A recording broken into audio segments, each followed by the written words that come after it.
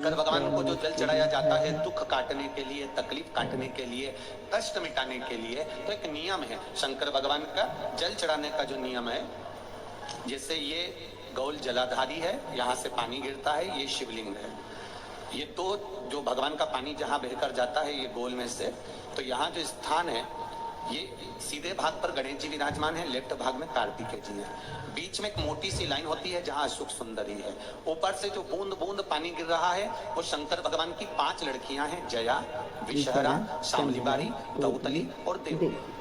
जहाँ गोल भाग है, जहाँ शिवलिंग रखा हुआ है, ये माता पार्वती जी का हस्त कमल है, जिसको पीठिका कहते हैं। महाराज जल चढ़ाने का नियम है, जब हमारे ऊपर दुख होता है, तकलीफ होती है, कष्ट होता है, बड़ी दिक्कत परेशानी होती है, तो हम जल चढ़ाते हैं। तो उस जल को चढ़ाने का नियम है, पहले गणेश जी का स्थान, कार्तिकेय का स्थान, अशोक सुंदरी की जगह, फिर माता पार्वती की पीठिका, उसके बाद जलाधारी को स्मरण कर कर जल धीरे धीरे शंकर भगवान पर छोड़ा जाता है। जब धीरे धीरे शिव जी पर जल चढ़ाएं, उसके बाद में आप अपने मन की कामना जब जल चढ़ाते जाएं, बाबा से कहते जाएं, बाबा रोज कामना कहने की जरूरत नहीं है, एक बार आप कामना करो और उसके बाद जल चढ़ाना प्रारंभ करो। और उसको कहना जरूर, तेरे दरबार से कोई खाली नहीं गया मेरे शंभू, मैं नहीं जानती, मैं तो इतना जानती हूँ कि कंकर शंकर है और तो सुनता जरूर है। ब्रह्मा ब्रह्म लोक में है, भगवान विष्णु वैकुंठ लोक में है, पर मृत्यु लोक में मेरा देवाधिदेव महादेव है, मेरी सुनेगा जरूर। और बाबा से विनय कर कर आप आइए।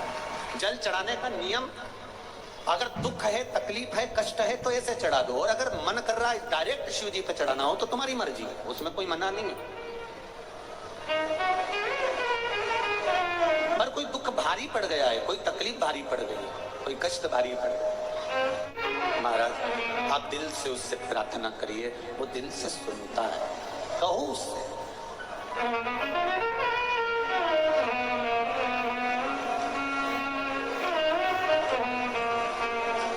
उससे प्रार्थना करिए, उससे निवेदन करिए, आप सुनेगा। शिव कथा कह रही है, भगवान शंकर नेत्र बंद कर कर बैठे थे और उनके नेत्र से एक अश्रु गिर गया था। उस अश्रु से एक पुत्र ने जन्म लिया था जिसका नाम अंधकासुर था। वो अंधकासुर, एक पुत्र का जन्म हुआ, एक बेटे का जन्म हुआ।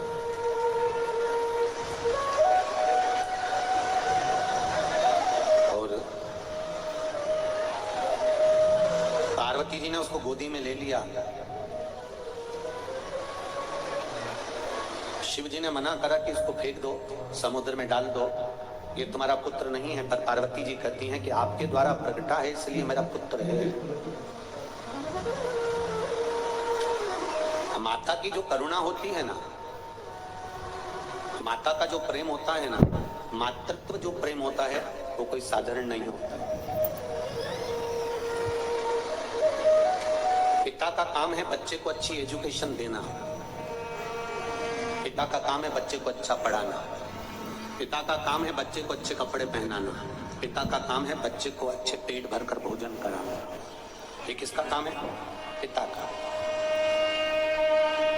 अच्छी शिक्षा पिता अपने बच्चों को दे, अच्छी एजुकेशन पिता अपने बच्चों को दे, अच्छा व्यापार पिता अपने बच्चों को दे, पेट पिता अपने बच्चों का भरे, कपड़े पिता अपने बच्चों को दे। ये पिता का फर्ज है, इससे मुंह ना मोड़े पिता। पर पिता से ज्यादा माता का फर्ज होता है, पिता एजुकेशन दे, शिक्षा दे, कपड़े दे, व्यापार दे, धन दे, पर इससे ज्यादा कर्तव्य माता का होता है कि घर में रहने वाली माँ अपने बच्चे को संस्कार दे। वो जरूरी है।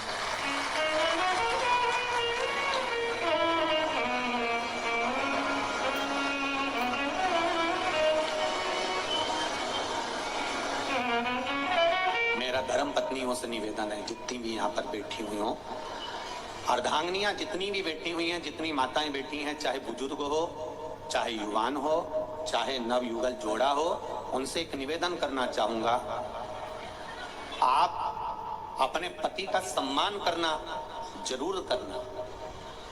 कारण है और पति से निवेदन है वो अपनी पत्नी का सम्मान करे। उसका एक कारण है, आने वाले समय में जो बच्चे बड़े होते चले जाते हैं, बहुएं आ जाती हैं, उनके सामने अगर पति पत्नी को चिल्लाए या पत्नी पति को चिल्लाए तो बहुओं पर उसका। श्री शिवाय नमस्तुभ्यम। हर हर महादेव। पूज्य प्रदीप मिश्रा जी ने आज कथा में बताया कि हमें शिवलिंग पर किस तरह से जल समर्पित करना चाहिए। और पूज्य प्रदीप मिश्रा जी ने आज एक बहुत अच्छी बात बताई है कि एक पिता का फर्ज होता है कि एक बच्चे के लिए रोटी कपड़ा और व्यापार का बंदोबस्त करे, और एक माता का फर्ज होता है कि उसे अच्छे से अच्छे संस्कार दे ताकि वो आगे चलकर एक अच्छा इंसान बन सके।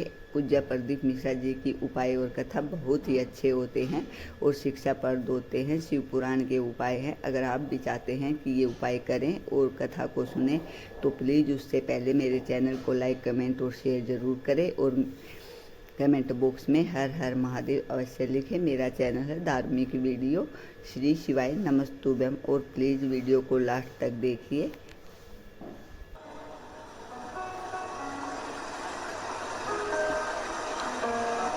इस चीज का लोगों ने हमारे विरोध भी करा है, ऐसा नहीं है।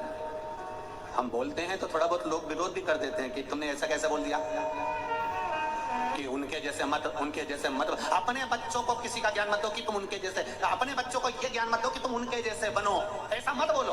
अपने बच्चों से कहो कि तुम ऐसे बनो कि दुनिया तुमसे प्रेरणा ले और तुम्हारे जैसा बनना चाहे। दुनिया तुमसे प्रेरणा ले और तुम्हारे जैसा बनना चाहे। हमें दूसरे के जैसा नहीं बनना, दूसरा हमारे जैसा बने तो बात है।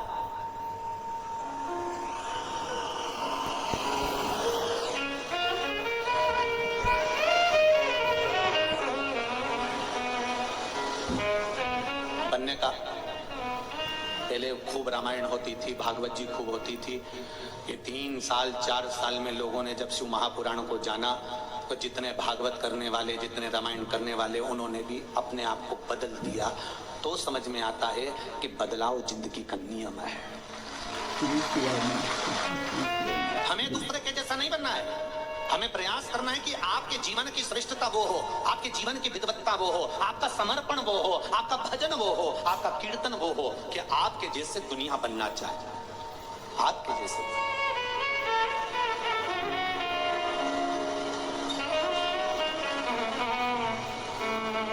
हम हमेशा अपने बच्चों को कहते रहते हैं, एक माता पिता अपने बच्चे से हमेशा कहते थे, बेटा बनो तो राम बनो, बनो तो श्रवण बनो।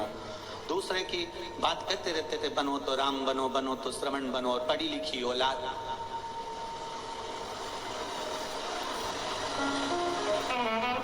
उन्होंने कह दिया, मम्मी तुम कभी कृष्ण बनने को तो कहती नहीं हो। तो मम्मी बोली, मेरे को मालूम है तू यही बोलने वाला होगा, क्योंकि भगवान कृष्ण ने गोपियों के चीर का स्मरण किया, भगवान ने गोपियों के घर के माखन का स्मरण किया, तो तू भी वही करना चाहता होगा। इसलिए मैं तुझे कृष्ण बनने को नहीं कहती, क्योंकि कृष्ण के गुण को नहीं जान सकता। ये सब भगवान कृष्ण के तो गुण हैं, इसको समझने वाला किस तरह से समझ सकता है ये उसके ऊपर है। वो माखन लीला को किस तरह से समझेगा, वो कृष्ण लीला को किस तरह से समझेगा, वो भगवान की भक्ति को किस तरह से समझेगा, ये उनके ऊपर है।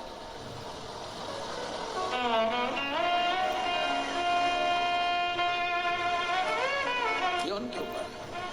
फिर बेटे ने कहा, ठीक है मम्मी, चतुर था बेटा, उन्होंने कहा तुम मुझे राम और राम और श्रवण बनने को कहती हो, लाओ मैं राम बनने को तैयार हूं। दशरथ जी ने पूरी सत्ता राम जी को सौंप दी थी, लाओ मुझे तिजोरी की चाबी दो, मैं राम बन जाता। हम बच्चों को वो बनाएं जिसको देखकर दुनिया प्रेरित हो।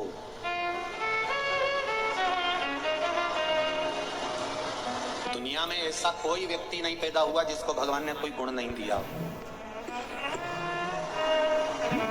भगवान ने जिसको कुछ अच्छा ना दिया, एक विकलांग व्यक्ति भी पैदा होता है तो भगवान उसको कुछ गुण देकर पैदा करता है, उसमें कुछ अच्छा चीज होती है जिसको वो निखार सकता है। बेकार भगवान अपने पास रखता ही नहीं। आप में से कितने लोग हैं जो अपने कमरे में अटाला रखते हो, कबाड़े का सामान रखते हो, बेकार सामान रखते हो। एक भी बहू, एक भी माता ऐसी नहीं होगी जो अपने कमरे में अटाला कबाड़ा रखेगी। आपके कमरे में जाकर देखो तो आपके फोटो टंगे होंगे, अलमारी लगी होगी, फूल रखे होंगे, गुलदस्ता धरा होगा। एक से बढ़कर जो वीआईपी चीज है ना वो आपके कमरे में मिलेगी। अटाला आपके कमरे में, अटाला आपके कक्ष में, अटाला आपके घर में नहीं मिलेगा। अटाले के लिए कमरा अलग है, कबाड़े के लिए जगह अलग है, वहां पटक दिया जाता है। उसी तरह जैसे आप अपने कमरे में कोई फालतू का सामान नहीं रखती, उसी तरह शंकर भगवान अपनी पृथ्वी पर फालतू का व्यक्ति नहीं रखते, वो तो जो कीमती है उसको रखते। भगवान पैदा ही उसको करता है जिसमें कीमत होती है। कईयों को भगवान संतान नहीं देता, वो रोती है, बिलकती है, तो भगवान के आगे हाथ जोड़कर रोती है कि मुझे संतान क्यों नहीं। भगवान के कीमती होता तो दे देता, परंतु हो सकता है कि संतान दूं और वो गलत निकल जाए और जिंदगी भर तू रोए, इसलिए नहीं दी मैंने। तो कीमत भगवान अपनी पृथ्वी पर, जब आप अपने कमरे में अटाला नहीं रखते तो भगवान अपनी पृथ्वी पर अटालाओं को क्यों रखेगा। कई लोग कहते हैं कि ये निंदा करने वाले, चुगली करने वाले, बुराई करने वाले, इनको भगवान ने क्यों पैदा कर दिया, ये इतने बेकार बेकार लोगों को क्यों पैदा कर दिया। भगवान से पूछा गया तुमने इनको क्यों पैदा करा, भगवान कहते हैं इनको पैदा करने के लिए इसलिए पैदा करा क्योंकि ये ना जाने कितनों का मल धो देंगे, ना जाने कितनों का पाप धो देंगे।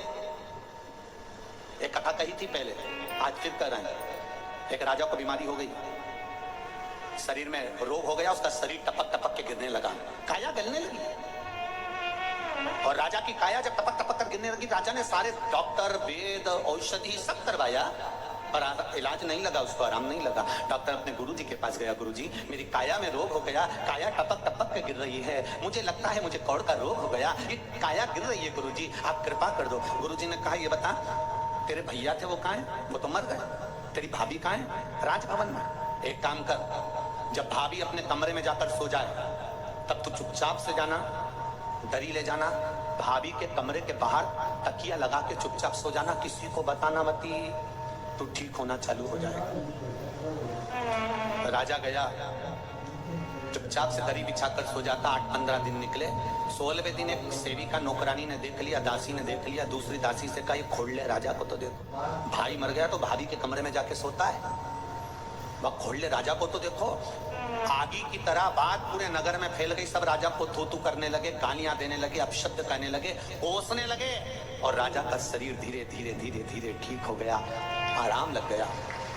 राजा अपने गुरुजी के पास गया, गुरुदेव सारी दवाइयां काम नहीं करी, औषधि काम नहीं करी, खूब दिखाया डॉक्टर को पर वो डॉक्टर ही काम नहीं करी, आपने मुझे भाभी के कमरे में सोने का बोला, बस इतने में मेरा काम हो गया। आखिर क्यों?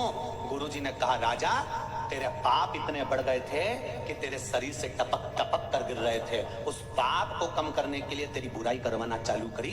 जब तेरी निंदा होने लगी, बुराई होने लगी, अपशब्द कहने लगे, लोग तुझे गालियां देने लगे, आड़ा टेढ़ा बोलने लगे, तब तेरा रोग धीरे धीरे समाप्त हो गया, धीरे धीरे चला गया। तो राजा ने कहा प्रभु गुरुदेव मेरा ये रोग कहाँ गया? तो गुरुजी बोले जिन्होंने तेरे लिए आड़ा टेढ़ा बोला, गालियां दी, अपशब्द बोला, ये उनके खाते में बांट दिया। पाप तो कहीं ना कहीं तो देना पड़ेगा ना, पाप को कहीं ना कहीं तो पहुंचाना पड़ेगा ना, वह बांटा गया। बोलो अच्छा। श्री शिवाय नमस्तुभ्यम, हर हर महादेव। पूज्य प्रदीप मिश्रा जी ने आज कथा में बहुत अच्छी बातें बताई हैं और पूज्य प्रदीप मिश्रा जी ने बताया है कि भगवान कभी भी किसी भी इंसान को व्यर्थ पैदा नहीं करता। पूज्य प्रदीप मिश्रा जी ने बताया है कि हमें कभी भी किसी की बुराई नहीं करनी चाहिए क्योंकि वो खुद ब खुद हमारे पास आने लगती है। पूज्य प्रदीप मिश्रा जी की कथा और उपाय अगर आपको अच्छे लगे तो प्लीज़ एक लाइक, कमेंट और शेयर ज़रूर करें और कमेंट बॉक्स में हर हर महादेव अवश्य लिखें। लेकिन उससे पहले मेरे चैनल को फॉलो ज़रूर करिएगा ताकि अगली वीडियो की नोटिफिकेशन आप तक आ सके। श्री शिवाय नमस्तुभ्यम।